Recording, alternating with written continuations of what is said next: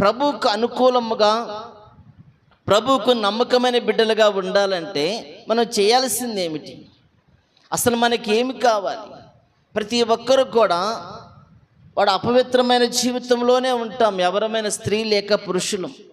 ప్రభు సన్నిధికి వచ్చిన తర్వాత, ప్రభుని ఎరిగి ఉన్న తర్వాత వాళ్ళు పవిత్రపరచబడతారు, పరిశుద్ధపరచబడతారు, నీతిమంతులుగా తీర్చబడతారు. ఏమండి, యేసు ప్రభుగా జై అంటే మారిపోతారంటే అలా కాదు. యేసు ప్రభుగా జై అనేవాడు మారడు, కానీ యేసు ప్రభు నీ కోసం వచ్చి చేసిన విషయాన్ని తెలుసుకొని ఆయన నా కోసం అంత చేశాడా అని గ్రహించి నువ్వు మనసు మార్చుకొని నువ్వు రూపాంతరం చెందగలిగితే, మారుమనసు పొందగలిగితే ప్రభు సంతోషిస్తాడు నిన్ను బట్టి. నీ జీవితం కూడా మంచిగా ఉంటుంది. రేపు మన ఆత్మకు కూడా సంతోషకరమైనటువంటి జీవితం అక్కడ ఉంటుంది. కనుక మనం అలాంటి పరిస్థితులు మనకు కలగాలంటే మనం ఎలాంటి వారికి ఉండాలి? ఎలాంటి హృదయం కలిగిన వారికి ఉండాలి? ఎలాంటి అంతరంగం కలిగినటువంటి వారు ఉండాలి? ఎలాంటి మనస్సు లేక స్థిరమైన మనస్సు కలిగినటువంటి వారు ఉండాలనేటువంటిది ఈరోజు కొద్ది నిమిషాల దేవుని యొక్క మాటలను శ్రద్ధగా విందాం. చూడండి, బైబిల్ గ్రంథంలో మనం చూద్దాం. కీర్తనల గ్రంథము 51వ అధ్యాయం 10వ వచనము. 51వ అధ్యాయం. దేవా, నా యందు శుద్ధ హృదయము కలగజేయము, నా అంతరంగంలో స్థిరమైన మనసు నూతనముగా పుట్టించుము. చాలండి. భక్తుడైనటువంటి దావీదు గారు ఈ యొక్క విషయాన్ని మాట్లాడుతున్నాడు. ఎప్పుడు మాట్లాడాడు, ఎందుకు మాట్లాడాడు అని ఆలోచన చేస్తే ఒక సందర్భం జరిగింది. ఎలాంటి సందర్భం అంటే, దావీదు జీవితంలో, రాజుగారైనటువంటి దావీదు జీవితంలో చెరగని పెద్ద మచ్చ కూడా పడింది. ఏం పడిందంట చెప్పాలంతా కూడా మచ్చబడింది. మన శరీరం మీద కొన్ని గాయాలైతే, మీకు అయినా లేదో తెలియదు కానీ నాకు శరీరం మీద కొన్ని గాయాలు ఉన్నాయి. చిన్నప్పుడు అయిన గాయాలు కూడా ఇప్పటికి పోలా, అలాగనే మచ్చలాగా ఉండిపోయినాయి. అలాగనే దావీదు యొక్క జీవితంలో కూడా ఒక పెద్ద మచ్చబడింది. ఆ మచ్చ ఏమిటని ఆలోచన చేస్తే అపవిత్రమైన జీవితాన్ని జీవించాడు, అపవిత్రమైనటువంటి పనిని ఆయన చేశాడు. చేసి చేతులు దులిపేసుకున్నాడు. ఆ పని మీ అందరూ బహుశా తెలిసే ఉంటుంది, బైబిల్ చదివేవాళ్ళు. ఇది చేసి చేతులు దులిపేసుకున్న తర్వాత దేవుడు చూశాడు. చూసామన్నాడంటే తన సేవకుడిని పంపించాడు. సేవకుడిని పంపించిన తర్వాత, బాగున్నావా అని చెప్పి రాజుగారు మాట్లాడతాము, రాజుగారు తోటి ఆ యొక్క సేవకుడు మాట్లాడతాం, సంభాషణ జరిగింది. సంభాషణ జరుగుతున్నప్పుడు కథను చెప్పాడు. ఏం చెప్పాడంట? ఒక కథను చెప్పాడు. ఏంటా కథను మనం ఆలోచన చేస్తే, రాజుగారు, ఒక ధనవంతుడు ఉన్నాడు, ఒకడు పేదవాడు ఉన్నాడు. ధనవంతుడికి చాలా గొర్రెలు ఉన్నాయి, గొర్రె పిల్లలు ఉన్నాయి. అలాగనే పేదవాడు కూడా తన ఆస్తినంతా అమ్మేసి కానీ ఏదైనా కానీ ఒక గొర్రె పిల్లను కొనుక్కున్నాడు, లేక మేక పిల్లను కొనుక్కున్నాడు. సరే, దాన్ని ఎలాగ ప్రేమిస్తున్నాడంటే, తను భోజనం చేసేటప్పుడు తన తినేటువంటి ప్లేట్లోది పెట్టుకుంటూ, తన కౌగిట్టు దాన్ని పండుగ పెట్టుకుంటూ, ప్రాణాతి ప్రాణంగా దాన్ని ప్రేమించుకుంటూ ఆ పేదవాడు దానితో జీవిస్తూ ఉన్నాడు. అయితే ఈ ధనవంతుడికి చాలా ఉన్నాయి పిల్లలు, గొర్రె పిల్లలు కానీ మేక పిల్లలు కానీ. అయితే ఈ ధనవంతుడింటికి కొంతమంది బంధువులు వచ్చారు, ఫ్రెండ్స్ వచ్చారు. వచ్చినప్పుడు వాళ్ళకు విందు చేయాలనుకున్నాడు. విందు చేయాలనుకున్నప్పుడు తన దగ్గర ఉన్నటువంటి ఆ పశువులు అంటే గొర్రె పిల్లలు కానీ మేక పిల్లలు వాటిని తీసుకోకుండా, పేదవాడైనటువంటి అతని దగ్గర తన ఆస్తి అంతా పెట్టి కొనుక్కున్నది, తన ప్రాణానికి ప్రాణమైంది, తన ప్లేట్లోనే తినేటువంటిది, తన కవిగిట్లోనే పండుకొని తన ప్రాణాతి ప్రాణంగా దానికి ఉన్నటువంటి ఆ వ్యక్తి ఆ యొక్క మేకపిల్లని గొర్రె పిల్లని తీసుకొని వచ్చి ఈ స్నేహితులకి లేక బంధువులకి విందు చేయించాడు ధనవంతుడు అని చెప్పగానే రాజుగారికి కోపం వచ్చేసేసింది. ఉగ్రుడైపోయి, ఎవడాడు నా రాజ్యంలో ఇలాంటి వాడు ఉన్నాడా, ఎవడాడని చెప్పి వాడు తీసుకొచ్చిన దానికి 4 అంటే ఎంత వేల అవుతుందో అంత 4 అంతా కట్టాలి, 4 మేక పిల్లలు కానీ గొర్రె వాటి విలువ కట్టాలని చెప్పి కొంచెం ఘాటైన మాటలు మాట్లాడతాడు ధనవంతుడు. మాట్లాడిన సందర్భం రాజుగారి ఈ విషయాన్ని విని ఎమ్మటే స్పందించి ఘాటైన మాటలు మాట్లాడిన తర్వాత ఆ సేవకుడు అంటాడు, ఆ మనుషుడు ఎవరో కాదు నీవే. ఏమన్నాడంట? మీకు అర్థం అవటం కోసం కొంచెం మన పద్ధతిలో చెప్పాను, అది వాక్యంలో కొంచెం వేరుగా ఉంటుంది. కనుకనే ఆ మనుషుడు నీవే, అని మాట్లాడినప్పుడు రాజు అయినటువంటి దావీదు తాను పైకి నిలబడి ఉన్నాడు, కానీ లోపల కృంగి కృషించి నలిగిపోయిన వ్యక్తిగా, గుండె లేదా రాయబడ్డ వ్యక్తిగా అయిపోయాడు. ఎవరు చూడలేదులే, ఎవరికి తెలియదులే అనుకున్నాను. 2 పనులు భయంకరమైనటువంటివే దేవుడు చూసేశాడు అని చెప్పి ఆయన ఏమి చేయలేని పరిస్థితిలో ఉండిపోయాడు. ఇది జరిగిన తర్వాత ఇది ఏర్పాటు చేయబడినటువంటి కీర్తన. అందుకని మొదటి వచనం, దావీదు బెత్షెబా యొద్దకు వెళ్ళిన తర్వాత నాతాను ప్రవక్త అతని యొద్దకు వచ్చినప్పుడు అతడు రచించిన కీర్తన అని చెప్పి స్పష్టతనిస్తూ వచ్చాడు. అందుకనే అప్పుడు రచించిన కీర్తన అంటే ఇది. కనుక దీంట్లో ఏమని రాశాడంటే, నా దేవా దేవా నా యందు శుద్ధ హృదయము కలగజేయము, నా అంతరంగములో స్థిరమైన మనసును నూతనముగా పుట్టించుము. అంటే తాను తప్పు జీవితంలో ఉన్నాడు. ఒక మనిషి పవిత్రుడయి పరిశుద్ధుడయి దేవుని రాజ్యంలో ఉండాలన్నా, దేవుని బిడ్డగా పిలువబడాలన్నా, దేవుని బిడ్డగా ఎన్నిక చేయబడాలన్నా మొదటగా మనకు కావలసినటువంటిది ఏమిటి? శుద్ధ హృదయము. ఏ హృదయం అంట? శుద్ధ హృదయము కావాలి. శుద్ధ హృదయం ఎవరికైతే ఉంటుందో వాళ్ళు పవిత్రమైన జీవితాన్ని కొనసాగిస్తారు. దావీదు గారు శుద్ధ హృదయమే ఉంది, కానీ మధ్యలో మలినమైపోయింది. ఏమైపోయిందంట?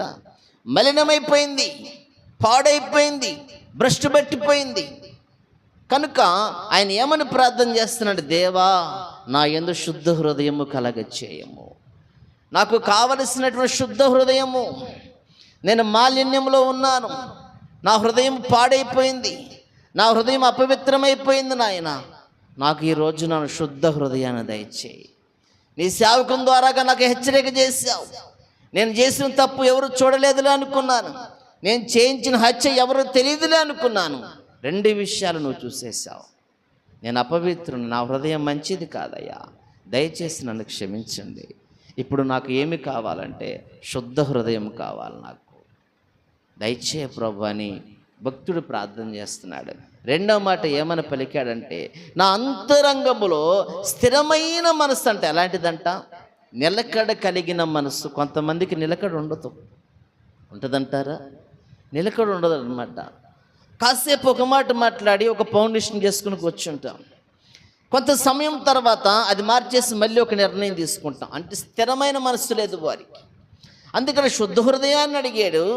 తర్వాత అంతరంగములో అన్నాడు. ఎక్కడంటే ఆలోచన పుట్టేటువంటి స్థానం అది, ఆలోచన కలిగించేటువంటి స్థానం అది.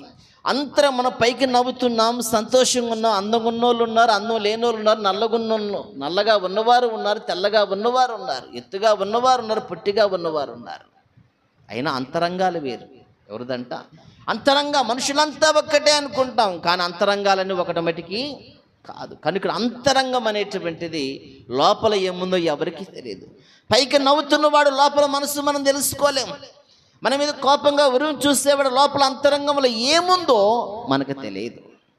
కనుక భక్తుడైనటువంటి ఆయన తన అంతరంగంలోనికే దేవుణ్ణి వెళ్ళమంటున్నాడు. ఆ అంతరంగంలో నా మనసు చంచలమైంది ఉంది, కాసేపు మంచిగా కాసేపు చెడుగా ఉందేమో, కానీ అది కదలకుండా స్థిరముగా ఉండే మనస్సు నాకు దయచేయి. చెదిరిపోకూడదు. ఏం పోకూడదంట? మనము ఒక నిలకడగా ఉన్న నీళ్ళ వైపు నూతిలో కానీ ఎక్కడైనా చూసినప్పుడు మన ఫేస్ కనపడుతుంది. చూసారా ఎప్పుడన్నా? ఏలుతో అలా అనండి, ఏమైపోయింది? చెదిరిపోయిద్దా లేదా? చెదిరిపోయింది. కనుక మనం చూసినప్పుడు మన ముఖము ఆ నీళ్ళలో ఏ విధంగా కనబడుతుందో అలాగనే అంతరంగంలో కూడా స్థిరముగా ఉండే మనసు నాకు కావాలి అని భక్తుడు ప్రార్థన చేస్తున్నాడు. అసలు ఆలోచన చేస్తే శుద్ధ హృదయాన్ని ఎందుకు అడిగాడు? శుద్ధము కానిది ఎలా ఉంటుంది, శుద్ధ హృదయము కానిది ఎలా ఉంటుంది అనేటువంటిది మనం ఆలోచన చేస్తే ఇర్మీయా గ్రంథంలో భక్తుడైనటువంటి ఆయన ద్వారాగా ఒక మాట చెప్పాడు. 17వ అధ్యాయం చూడండి, 17వ అధ్యాయం 9వ వచనం అనుకుంటా చూడండి. అసలు హృదయం ఎలాంటిది, ఎందుకని శుద్ధ హృదయాన్ని అడిగాడంటే చదువుకుందాం. హృదయము అన్నిటికంటే మోసకరమైనది, అది ఘోరమైన వ్యాధి గలది, దాన్ని గ్రహింపగలవాడెవడు?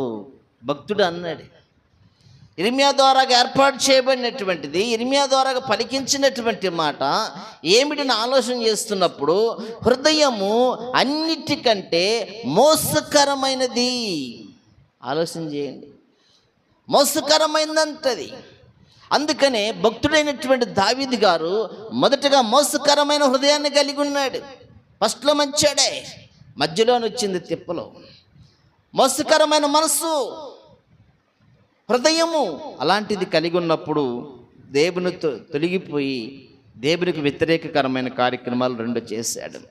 అందుకని అంటున్నాడు, హృదయం అన్నిటికంటే మోసకరమైంది, అది ఘోరమైన వ్యాధి కలిగినటువంటిది అంటున్నాడు.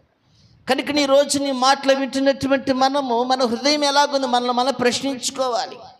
ఉదయాన్నే లేవగానే అద్దం దగ్గరికి వెళ్ళి చూస్తారు. రెండు రకాల టైప్ ఉంటారు. ఒకటి, రాత్రి నేను బాగా పండుకున్నానా, బుగ్గలు బాగా వచ్చినాయి అనుకునేవాళ్ళు.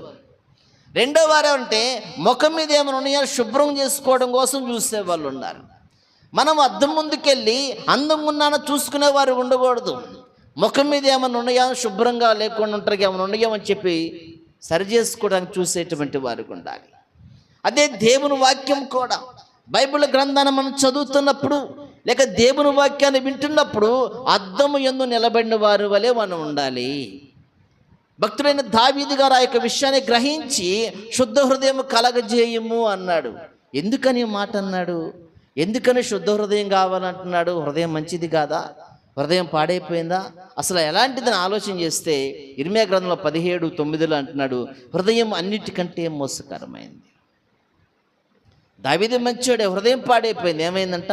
హృదయం పాడైపోయింది. అక్కడ అది మోసకరమైన విషయంలోకి వెళ్ళిపోయింది. అన్నిటికంటే సృష్టిలో ఉన్నటువంటి ఎన్నో ఉండొచ్చేమో, కానీ అన్నిటికంటే కూడా అది ఎలాంటిదంటే మోసకరమైనది అన్నాడు. రెండో మాట ఏమంటున్నాడంటే ఆలోచన చేస్తే అది ఘోరమైన వ్యాధి కలిగినది అంట. దానికన్నా వ్యాధి దేనికి ఉండదంట, అంత ఘోరమైనటువంటి వ్యాధి అంట. అందుకని భక్తుడు హృదయాన్ని అడిగాడు, నా హృదయం ఘోరమైన వ్యాధితో ఉంది, నాకు శుద్ధ హృదయం లేదు, పవిత్రమైన హృదయం లేదు, నా హృదయం ఏ అనారోగ్యం స్థితిలోనే ఉంది, కానీ ఆరోగ్యకరమైన వాతావరణ హృదయం లేదు, అది ఘోరంగా ఉంది, దాని గురించి చెప్పుకోలేను. కనుక దయచేసి నాకు మంచి హృదయాన్ని ఇవ్వండి, శుద్ధ హృదయాన్ని ఇవ్వండి అని చెప్పేసేసి ఆయన చక్కటి విషయాలని దేవుని దగ్గర ప్రార్థనాపూర్వకంగా అడుగుతున్నాడు. ఈ రోజున దేవుని యొక్క వాక్యాన్ని, ఈ ప్రత్యేకమైన కృతజ్ఞత కూడిక అనేటువంటి సందర్భంలో ఈ వాక్యాన్ని వినటానికి ప్రభు మనకెంత కృప చూపాడు.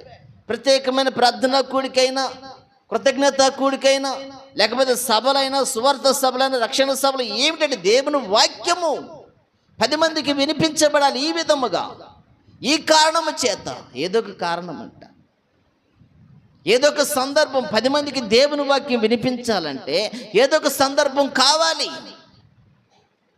దేవుని వాక్యాన్ని పంపించడానికి. కనుక ఈ ప్రత్యేకమైన కృతజ్ఞత కూడిక, ఇందులో మనం నేర్చుకునేది ఏమిటంటే మన హృదయము బాగుండాలి. దేవునికి దగ్గర అవ్వాలంటే, మన దేవుని ఆశీర్వాదం పొందుకోవాలంటే మన హృదయం బాగుండాలి. యోబు గారికి ఎందుకు వచ్చింది 2 ఆశీర్వాదం? హృదయం మంచిగా ఉంది. ఎలాగుందంట చూడండి, యోబు గ్రంథం మొత్తం చదవండి మీకు ఓపిక ఉంటే. యోబు భార్య అన్నది కానీ యోబు ఎక్కడో కూడా అనలే, శపించుకున్నాడు. ఏం చేశాడంట? ఆయనని శపించుకున్నాడు, కానీ దేవుని తప్పు పట్టినట్టుగా లేదు ఆయన. అందుకనే యోబు పలికినట్టు నా గురించి యుక్తంగా మీరు పలకలేదని యోబు స్నేహితులతో మాట్లాడాడు. కనుక దేవుని బిడ్డలైనటువంటి మన హృదయం ఎలాగుంది? ఈరోజు నా రాత్రికాల సమయంలో జాగ్రత్తగా మనం పరిశీలన చేసుకోవాల్సినటువంటి వారు ఉన్నాం. ఇర్మియా గ్రంథం 17:9 అయితే హృదయం అన్నిటికంటే మోసకరం, అన్నిటికంటే ఈ సృష్టిలో ఉన్నాయి, అన్నీ ఉన్నాయి, ఎన్ని ఉన్నాయి, అన్నిటికంటే నాకు ఈ మాట చదువుతుంటే చాలా బాధ వేస్తుంది. ఇంత భయంకరమైన హృదయం మనలో ఉందా? ఇంత భయంకరమైన హృదయం మనలో పెట్టుకొని, ఇంత భయంకరమైన మనసులో హృదయం ఉంచుకొని మనం ఎలాగ నవ్వగలుగుతున్నాం, ఎలాగ సంతోషంగా ఉండగలుగుతున్నాం, ఎలాగ మాట్లాడగలుగుతున్నాం? కొంచెం కూడా పశ్చాత్తాపం ఉండట్లేదా? ఈరోజు కొంతమంది సాక్ష్యాలు చెబుతుంటే ఒకళ్ళు ఏడవాలి, ఒకళ్ళు నవ్వాలి. ఏమవ్వాలంట? ఒకళ్ళు ఏడవాలి, ఒకళ్ళు నవ్వాలి. ఏమి సాక్ష్యాలు అర్థం కాదు అవి.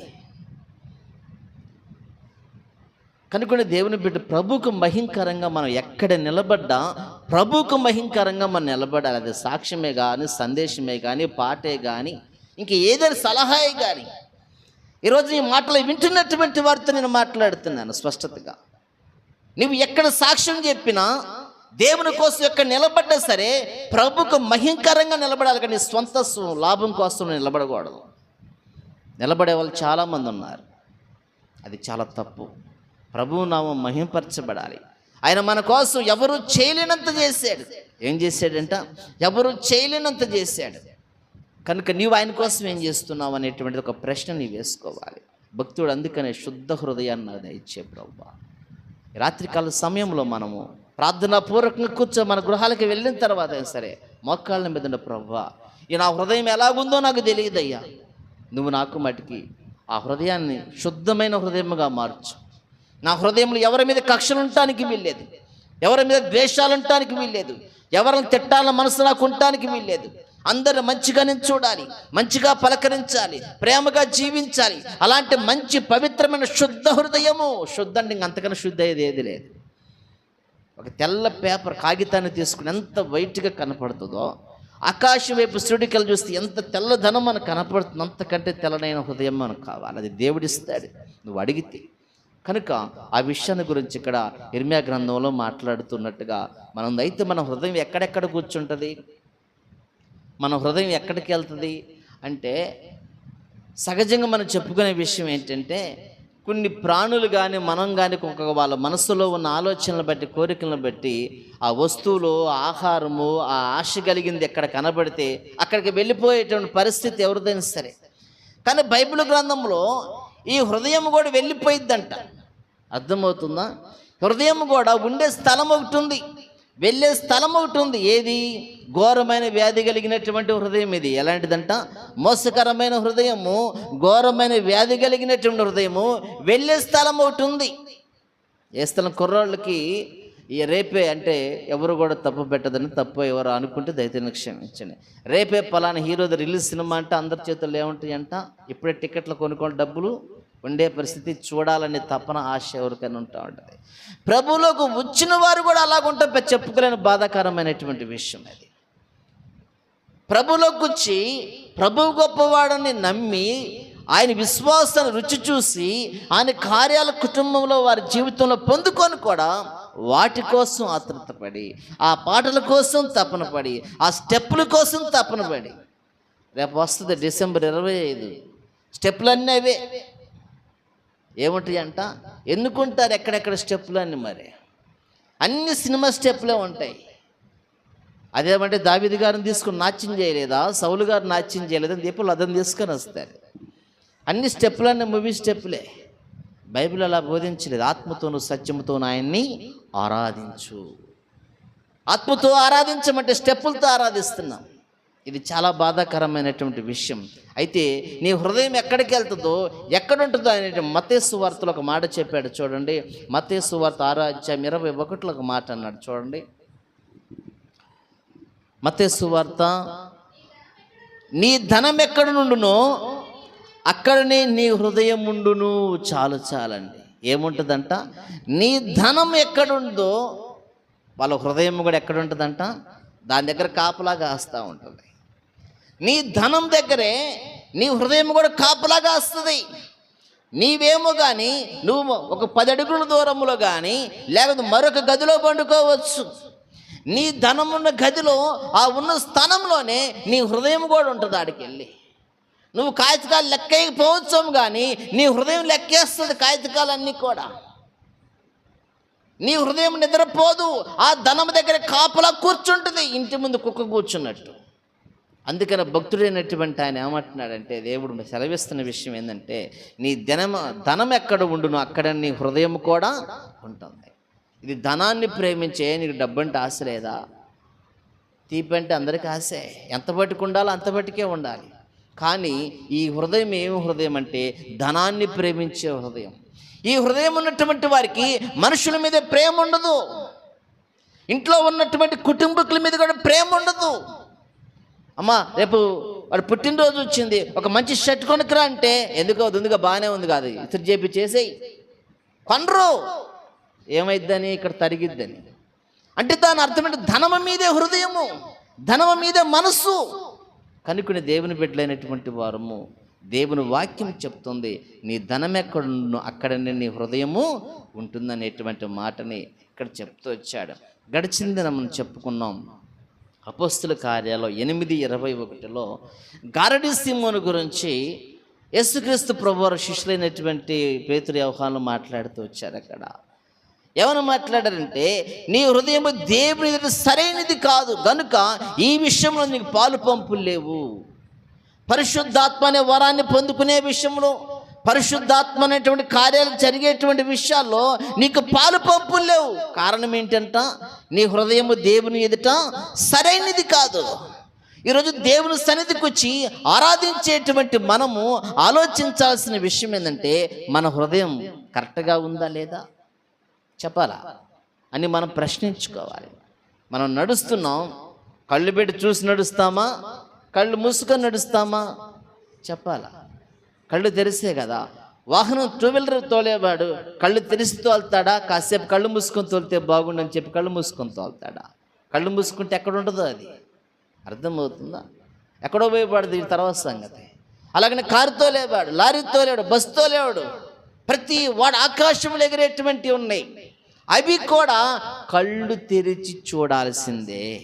కళ్ళు మూసుకొని వెళ్ళాడంటే వాడంత అవివేకి ఇంకెవరో కూడా లేరు. అలాగనే మనము కూడా సరైనదే ఉండాలి. నీ హృదయము దేవుని సన్నిధికి వస్తున్నప్పుడు సరైనదిగా ఉందా లేదా? హృదయం అనేటువంటి నేత్రాలు తెరవబడాలి. నీ హృదయం ఎలాగుంది? నీ ఆలోచన ఎటు వెళ్ళిపోతున్నాయి? నువ్వు పరిశుద్ధ వైపు ఉన్నాయా, అపవిత్ర వైపు ఉన్నాయా, చంచల స్వభావం కలిగి ఉన్నాయా, స్థిరమైన స్వభావం కలిగి ఉందా అనేటువంటిది నీ హృదయాన్ని నువ్వు పరిశీలించుకునేటువంటి పరిస్థితి నీకు కావాలి. అందుకనే గారడి చేసేటువంటి వాడు అనుకున్నారు, అమ్మో దేవుని శక్తి ఇతర ముందే ఉందనుకున్నారు ఆ ప్రాంతంలో వాళ్ళంతా. తర్వాత యేసుక్రీస్తు ప్రభువారి శిష్యులు వచ్చి అద్భుతాలు, సూచనలు, స్వస్థతలు, అద్భుత కార్యాలు ఎన్నో చేస్తున్నారు. చేస్తునేటప్పటికి వాళ్ళంతా కూడా గారడీ సీమోను దగ్గర చిన్నగా జారుకుని ఇటువైపు తిరిగారు. ఎటువైపు తిరిగారంట? యేసుక్రీస్తు ప్రభువారి వైపు, శిష్యుల వైపు తిరిగారు. వాళ్ళు ఎవరి మీద చేతులు ఉంచితే అలాగా కార్యాలు జరుగుతున్నాయి, పరిశుద్ధాత్మ వస్తున్నట్టు కనబడుతుంది. ఇవన్నీ చూసినటువంటి వ్యక్తి గారడీ సీమోను కూడా తన యొక్క టిక్ టాక్లు మొత్తం పక్కన పెట్టేసేసి ఆయన కూడా వచ్చి బాప్తీసం తీసుకొని ఫిలిప్పుని ఎడబాయకున్నట్టుగా వాళ్ళతో కలిసి తిరుగుతూ ఉన్నారు. వాళ్ళతో కలిసిమెలిస్తూ ఉంటూ ఉన్నాడు. వీళ్ళతో ఉంటున్న సందర్భంలో ఒకానొక రోజున వాళ్ళందరి మీద చేతులుంచిన పరిశుద్ధాత్మ అనేటువంటిది వస్తుంది కనుకనే, పరిశుద్ధాత్మ కార్యాలు జరుగుతున్నాయి కనుకనే ఈ విషయాన్ని బాగా చూసి ఇన్నాళ్ళు బట్టి గారడి చేసి సంపాదించాడు కదా మూట, ఆ మూట తెచ్చి వాళ్ళ ముందు పెట్టి ఏమంటున్నాడంటే, మీరు ఎవరి మీద చేతులు ఉంచితే ఎలాగ పరిశుద్ధాత్మ వస్తుందో ఆ వరాన్ని నాకు ఇవ్వండి అన్నాడు. అందుకనే సరైంది కాదు. డబ్బుతో ఏది మనం సాధించలేము, భక్తితో ఏదైనా మనము సాధించగలం, ప్రార్థనతో ఏదైనా మనం సాధించగలం. యెహోషువ ప్రార్థన చేశారు, సూర్యచంద్రులు ఆగిపోయారు. ఒక దినం ఆ యుద్ధం ముగించే ఒక దినమల్ల కూడా ఆగిపోయారండి. దేవుడు చెప్పాడు, మోషే చాపుని చేతిని సముద్రం వైపు అన్నాడు. దేవుని జ్ఞాపకం చేసుకొని చేతిని సముద్రం వైపు చెప్పాడు, దారినిచ్చింది. అక్కడ అర్థమవుతుందా? మోషేతో బండ దగ్గరికి ఆజ్ఞాపించమన్నాడు, ఆజ్ఞాపిస్తే నీళ్ళు వచ్చినాయి. చేదైనటువంటి నీళ్ళలోనికి వెళ్ళి ఒక కొమ్మ నరికి ఆ కొమ్మ నీళ్ళలో వేయమన్నాడు. చేదైనటువంటి నీళ్ళు మధురమైనటువంటిగా మారిపోయినాయి. దేవుని దగ్గర నేర్చుకోవాలి మనము, దేవుని దగ్గర వాక్యంలో కడగబడాలి మనము, వాక్యాన్ని అభ్యసించాలి. ఆ వాక్యం మనం బ్రతికిస్తుంది. ఆ వాక్యం లోపల హృదయాన్ని శుద్ధి చేస్తుంది. అది లోపల నువ్వు ఎప్పుడన్నా తొలగిపో, హృదయం ఏదైనా తేడా చేస్తున్నప్పుడు ప్రెషర్ చేస్తావు, ఏంటి రూట్ తప్పుతున్నావు, కరెక్ట్గా ఉండు అంటాడు లోపల. ఆ ప్రెషర్ అనేది ఎవరికైతే ఉందో పరిశుద్ధాత్మ వారి మీద పనిచేస్తున్నాడు. ఎంత చేసినా ఏమీ లేదంటే అసలు నీ జోలే రాలేదు ఆయన. కనుక ఈ విషయాన్ని చాలా జాగ్రత్తగా గమనించాలి. గారడీ సీమోను విషయంలోకి వచ్చినప్పుడు ఆయన అన్న విషయం ఏంటంటే, నీ హృదయము దేవుని ఎదుట సరైనది కాదు, కనుక ఈ విషయంలో పాలు పంపులు లేవు అనేటువంటి విషయాన్ని చెప్పాడు. రాజుగారు ఇంకొక ఆయన ఉన్నాడు, దావీదు గారు. తన రాజ్యాన్ని సుమారు 40 సంవత్సరాల పైన పరిపాలన చేసి ఆయన అయిపోయాడు. ఆయన జీవితం ముగించాడు, పితరుల యొద్దకి చేర్చబడ్డాడు. ఆయన కుమారుడు రాజు అయ్యాడు, సొలొమోను గారు. చాలా జ్ఞానం కలిగిన వాడు. దేవుడు అత్యధికంగా ఆయన హెచ్చించాడు, ఆశీర్వదించాడు. అయితే ఆయన గురించి కూడా బైబిల్లో చూస్తున్నప్పుడు ఆయన కూడా తొలగిపోయాడంట. ఏమైపోయాడంట? చదువుకుందామా? మొదటి రాజుల గ్రంథము 11వ అధ్యాయము 10వ వచనం చూడండి. మొదటి రాజుల గ్రంథం 11వ అధ్యాయం 10వ వచనము. నీవు ఇతర దేవతలను వెంబడింప వలదని అతనికి ఆజ్ఞాపించినను సొలొమోను హృదయము ఆయన యొద్ద నుండి తొలగిపోయెను. యెహోవా తనకిచ్చిన ఆజ్ఞలను అతడు గైకొనకపోగా యెహోవా అతన్ని కోపగించెను. మీద ఏమైందంటే అతని మీద కోపగించాడు అన్నాడు. 6వ వచనం కానించి మనం చదువుకుంటే కొంచెం చాలా స్పష్టతగా ఉంటుంది. నేను చదువుతాను. ఈ ప్రకారము సొలొమోను యెహోవా దృష్టికి చెడు నడత నడిచి తన తండ్రి అయిన దావీదును అనుసరించినట్టు యథార్థ హృదయముతో యెహోవాను అనుసరింపలేదు. సొలొమోను కెమోషను మోయాబీలో హేయమైన దేవతలకును, మెలేకను అమ్మోనీల హేయమైన దేవతకును యెరూషలేము ఎదుట కొండల మీద బలిపీఠములు కట్టించెను. తమ దేవతలకు ధూపం వేయిచు బలు అర్పించుచుండిన పరస్త్రీలైన తన భార్యల నిమిత్తము అతడు అలాగ చేశాను. ఇశ్రాయేలు దేవుడైన యెహోవా అతనికి రెండో మారు ప్రత్యక్షమై 10వ వచనం చదవండి. నీవు ఇతర దేవతలను వెంబడింపవలదని అతనికి ఆజ్ఞాపించినాను. సొలొమోను హృదయం ఆయన యొద్ద నుండి తొలగిపోయాను. దేవుడు చెప్పాడు సొలొమోనుకి, అయ్యా నువ్వు ఇతర దేవతను అనుసరిస్తున్నావు, నువ్వు ఆ పని చేయకూడదు. బహుభార్యత్వం అంటే ఎలాంటిదంట? కామాతృత గలవాడై 1000 మంది చేరదీసుకున్నవారే కానీ చేసుకున్నవారు కానీ వీళ్ళు అన్య స్త్రీలైనటువంటి వారు, అన్ని దేశాల నుంచి వచ్చినటువంటి వారు కనుకనే వాళ్ళ దేవుడు ఆరాధించేటువంటి దేవత ఉంది వాళ్ళకి. సొలొమోను వివాహం చేసుకున్న తర్వాత సొలొమోను బహుగా ప్రేమ కలిగిన వాడై భార్యలందు మనసు కలిగిన వాడే ఉండగా లాలన చేసి లాలించి పాలించి చివరికి ఆ దేవతల తట్టు తిప్పేసుకున్నారు వాళ్ళు. భార్యలను ప్రేమించినటువంటి వ్యక్తి భార్యల ఇష్ట ప్రకారము వాళ్ళు అనుసరించేటువంటి వారిని నిలబెట్టేసేసాడు అక్కడ.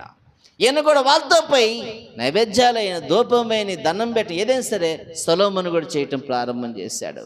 దేవునికి బాధ వేసింది, దేవుని కోపం వచ్చింది. ఆయన వచ్చేసి ఏం చెప్పాడు? సొలొమోను హృదయం ఆయన యొద్ద నుండి తొలగిపోయింది, దేవుని యొద్ద నుండి తొలగిపోయింది. దేవునిలో లేదు, ఇక వేరే రీతిలో ఉంది. అయితే దేవుడు యెహోవా తనకి ఇచ్చిన ఆజ్ఞ అతను గైకొనకపోగా యెహోవా అతని మీద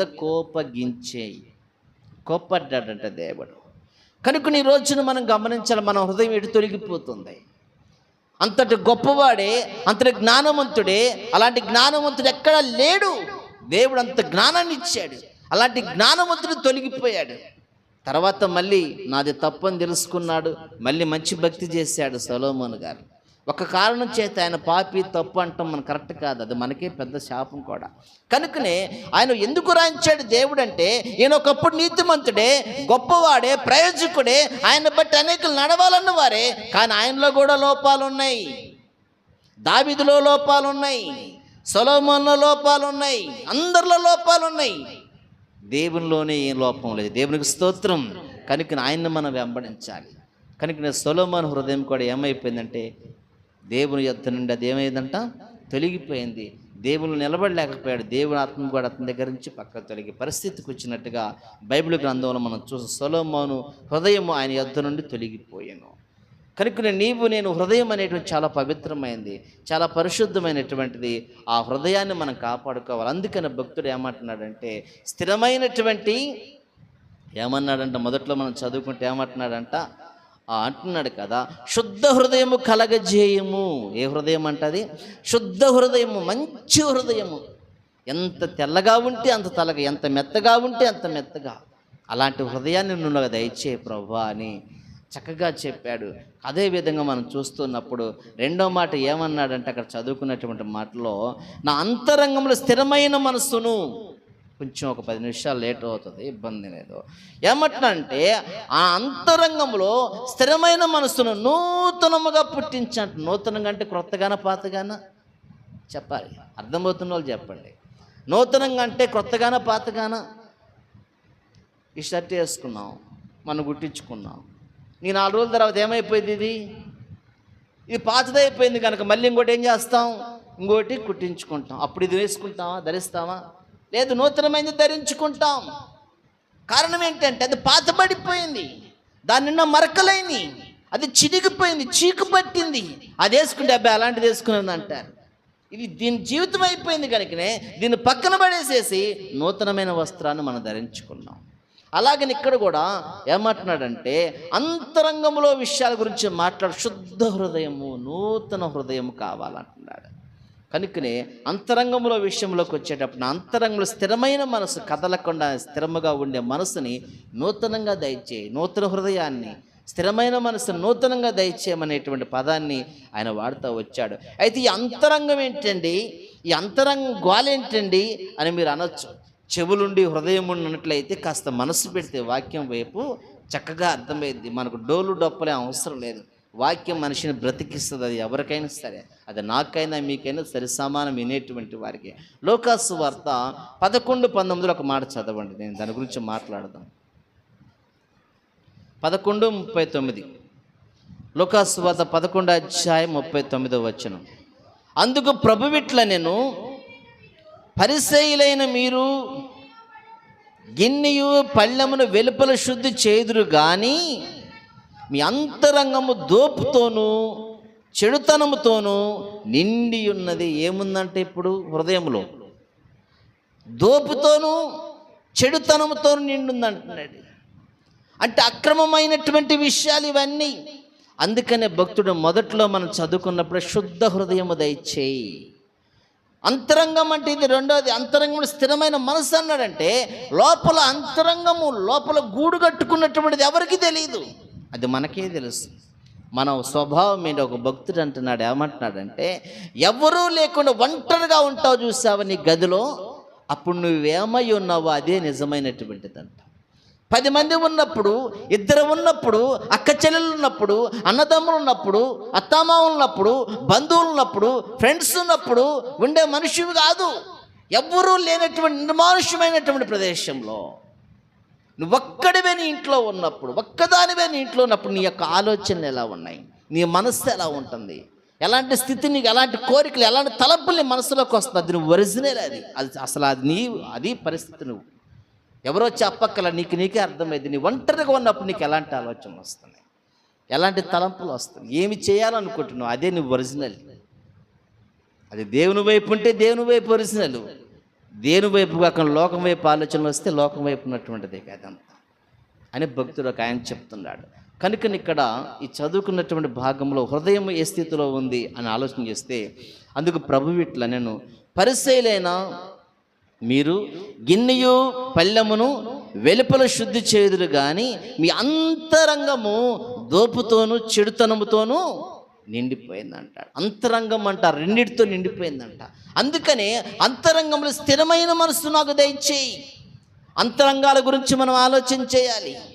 మన అంతరంగం ఎలా ఉంది ప్రభు దగ్గర పరిశీలన చేసుకోవాలి, ప్రభు దగ్గర కూర్చొని ప్రార్థన చేయాలి. ఈరోజు దేవుడు చేసిన మేలు కోసం ప్రభువును స్తుతిస్తున్నాం. మన కుటుంబంలో నెమ్మది, ఆలోచన, ప్రేమ, సమాధానం, ఐక్యత అన్ని కలగాలని మంచి కోసం.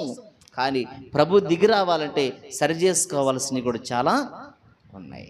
వివాహం అంటే ఇల్లు శుభ్రం చేసుకుంటామో లేదా చెప్పండి? ఏదైనా శుభకార్యాలు ఇల్లు శుభ్రం చేసుకుంటాం లేదా? అలాగనే ప్రార్థనా కూడికలు మనం పెట్టించుకుంటున్నప్పుడు కూడా ఇల్లు శుభ్రాలు చేసుకుంటాం. అంటే ఒక కార్యక్రమం జరుగుతున్నప్పుడు గృహశుద్ధిని ఏ విధంగా చేస్తున్నామో మనలో ఒక అద్భుతం జరగాలంటే లోపల హృదయ శుద్ధి కూడా జరగాలి, అంతరంగ శుద్ధి కూడా జరగాలి. అంతరంగాన్ని మొత్తం సరి చేసుకోవాలి.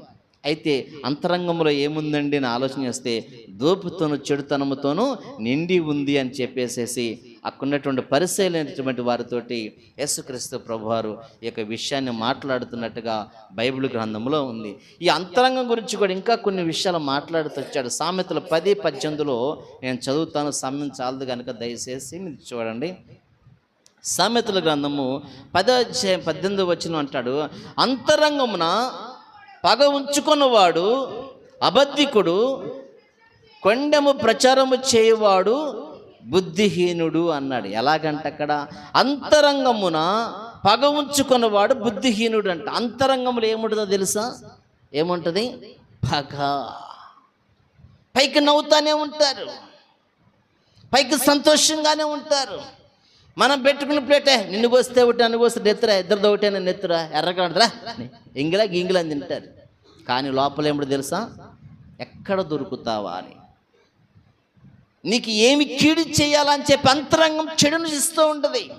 పైకము బహు ప్రేమ, కేకులు నోట్లో పెడతాం, తర్వాత పీకలు కోసేస్తాం. అంతరంగం అంటే అది. అందుకని ఇక్కడ అంటున్నాడు, పగవాడు పెదవులతో, అదేనా, అంతరంగంలో పగ ఉంచుకున్నవాడు అబద్ధికుడు. అంతరంగంలో ఒక్కుంటుందంట, పైకో ఒకటి మాట్లాడతారు.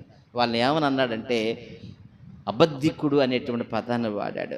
అదే సామెతల గ్రంథంలో 26-24 కూడా ఇంకొక మాట మాట్లాడు, పగవాడే పెదవులతో మాయలు చేసి అంతరంగంలో కపటము దాచుకొనును అన్నాడు. ఎలాగంట, పెదాలతో ఏం చేస్తాడంటే మాయలు చేస్తాడట. కనబడకుండా గారెవాడు చేసే మాయలు మనం చూస్తాం. వాడు మన దగ్గర రూపాయలు తీసుకుని ఇంకెక్కడి నుంచో పుట్టిస్తూ ఉంటాడు. మనకు ఆశ్చర్యం ఇస్తే, అరే నా రూపాయే కదా, నా డబ్బులే కదా, నా 10 రూపాయలే కదా, అదే అనుకుంటాం. వాడు గారడి చేస్తాడు, మళ్ళీ మాయబుచ్చుతాడు. మనం చూసి ఆశ్చర్యపోతాం, అమ్మో నిజమే, ఎంత వెరైటీ అనుకుంటాం. భూమిలోంచి రూపాయలు తెప్పిస్తారు, ఏదైనా చేస్తాడు. మనం చూసి ఆశ్చర్యపోయిపోయి ఆడే నిలబడిపోతూ ఉంటాం. అలాగని ఇక్కడ అంటున్నాడు, ఏమంటున్నాడంటే పగవాడు పెదవులతో మాయలు చేసి, ఇంకా పక్కనే ఉన్నాడు, అంతరంగంలో కపటము దాచుకొనును. కపటం ఉంటుందంట లోపల, అంతరంగంలో కపటం ఉంటుందంట ఆ వ్యక్తి గురించి.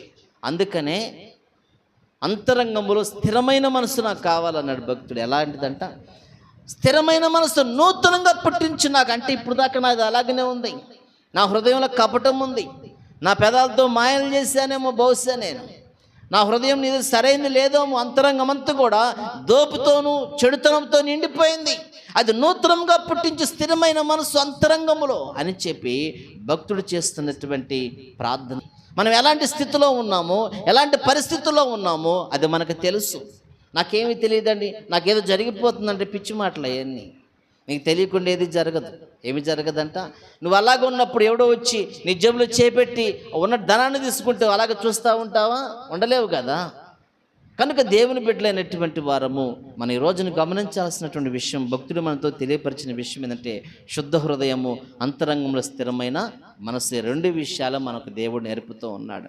కనుక దేవుని బిడ్డలైనటువంటి వారం, దేవుడు చేసేటువంటి కార్యాలు, దేవుడు చేసేటువంటి మేలులు మన జీవితంలో కంటిన్యూషన్గా అవి వెళ్తూ ఉండాలి, జరుగుతూ ఉండాలంటే మనం చేయాల్సినటువంటి 2 విషయాలు. అది దావీదు భక్తుడు మనకు నేర్పించిన విషయాలు.